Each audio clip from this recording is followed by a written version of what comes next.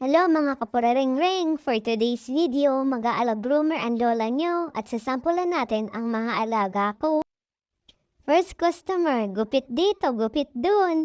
Madali lang pala, hala, gupit dito, gupit dun. Buti na lang, kabit ang alaga ko. At sa sobrang excited ko nga, di ko na malayan, bumaba na pala ang camera ko at hita ko na ang nakikita nyo. Naku po, Loleng! Gupit dito, gupit doon, nana, gupit dito, gupit doon. Nalilibang na yata ang lola nyo. Naisip ko pagtapos nito, baka pwede na rin akong sumideline na sa groomer.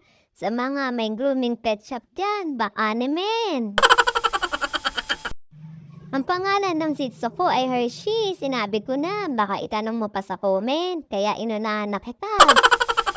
Pinupitan ko ang asong ito dahil malapit na ang kabuwanan niya. Oops! Alam ko na sasabihin nyo, baki naman, makahingi. At sa sobrang kalibang ako napansin ko, tabi-tabingi at uka-uka na pala ang gupit ko. Paktay tayo dyan. Buti na lang ako ang may-ari ng asong to. Kung hindi, si Sante agad ang lola nyo. Naku po, Loleng, isa pa lang to. Paano pa kaya yung apat na nakapila? Fast forward na tayo mga inday para matapos na tong isang aso ko. Baka magalit ka na naman. Ang laki kasi ng pinat ka sa video. Ang haba kasi baka mainit ka pa. Ayan, natatapos din ang isa. One man daw na tayo. Pero wag ka munang bibitaw. Meron pang apat. Ito naman si Herbie. Anak to nung unang aso kong ginapitan. Chocolate din ang lahi nito. Medyo napabayaan ko nga sila. Ikaw ba naman magkaroon ng 5 Shih Tzu, 7 Aspin, 1 Canine at 30 pusang di ko alam kung saan nanggaling, 11 bibe at sanda makmak na manok. Buti nga, nakaabangan pa ang lola nyo araw-araw. Di ako nagre-reklamo, kinukwento ko lang para di ka mainip habang pinapanood mo ang ginagawa ko. At itong razor ko, 2 pa lang nagugupitan ko, bumibigay na. Naku, Herbie, nakahiga ka na naman. Ang laki ng katawan mo. Galaw-galaw at baka ma-stroke ka dyan.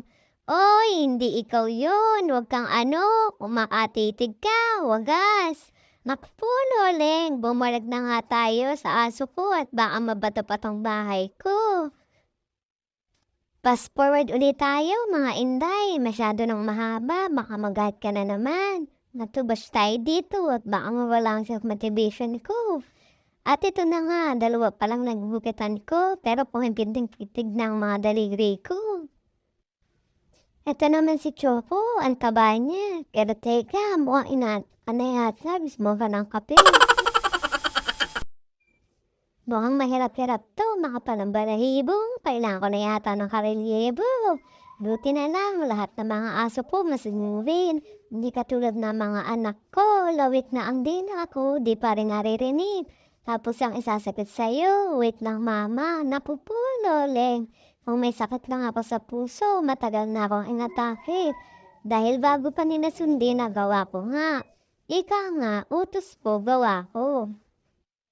Ganyan na sila lupit. Buti na lang, ang mister ko, isang sit-sit ko lang, nadudulas-dulas pa sa sobrang pagmamadali. At sa sobrang bagay ko nga, nainip ng alaga ko, tinilugan na ako. At iyan, pinas-forward ko na para di na masyadong humaba pa. Ang pogi na ng aso ko ay pauka-uka ang gupit ko. At sa sobrang tagal ko nga mag-groom, di ko na napakita paggupit ng 2 aso ko dahil pati cellphone ko bumagay na rin, sumuko na. Inabot na rin ako ng gabi at wala pa tayong naluluto, darating na ang mga amo ko. Bigla ko naramdaman ng pagod, kailangan ko yata ng 1 boteng efficacent oil at ngayon ko lang napagtanto. Di pala biro ang maging groomer. Ang sakit sa likod, sa kamay, at kung minamalas-malasing ka pa, pati rayuma mo sasabay. At itong mga aso ko, biniguan ko na rin para makita niya yung finished product. Pero parang ang sasama ng tingin sa akin. Ikaw ba naman gupitan ng oka-oka eh?